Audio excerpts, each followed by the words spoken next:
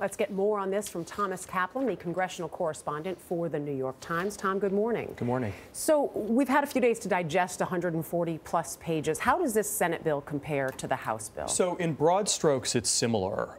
It ends the requirement that most Americans have health coverage. It makes big cuts to Medicaid. But there are some key differences. It treats pre-existing conditions a little bit differently. That was a big issue in the health bill.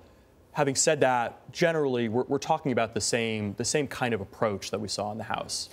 5 senators are opposed, 5 Republican senators opposed at this point. What are their objections? So it varies a little bit.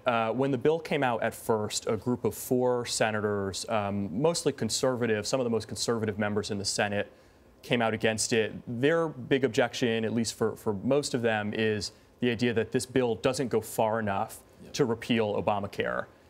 That's an issue that is kind of tough to resolve because many senators don't really want to repeal all of Obamacare. For instance, there are elements there that are popular with consumers. And if they go further, they may lose the moderates on the other side. Exactly. That's sort of the box. Now, you have other people, such as Dean Heller in Nevada. That's a state that expanded Medicaid under the law. More than 200,000 people in Nevada have health coverage because of that provision. It's a big political risk for him if he's going to support getting rid of that. One of the things that they have to get is the CBO score, which the House did not wait for. As far as the Senate, do we have any idea what that CBO score might look like? So it's kind of hard to game this out in advance, but it's probably going to be somewhat similar just because the bills are somewhat similar.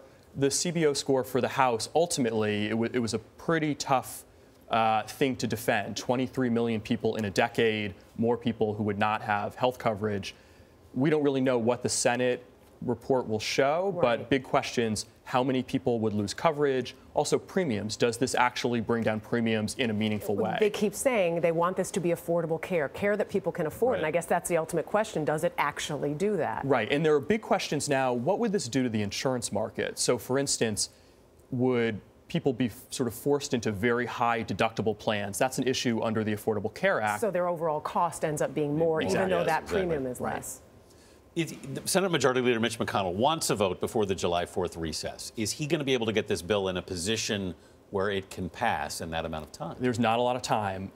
Right now, this bill would not pass, so changes need to be made. You again get back to this issue of if you make changes to please some of the most conservative members, how do you then avoid losing some of the more moderate members, including some who have raised concerns, such as Susan Collins from Maine, who could end up being opposed to this, even though they're not out there right now. Yeah, so there may even be negative votes out there who've not committed. And we'll see with the CBO score. If a score comes back saying, 20-something million people would be without coverage, that's an issue for. And the Senate has to wait for that. The Senate has to wait for that score, unlike the House. All right, Thomas Kaplan, thanks so much for being with us. Thank you.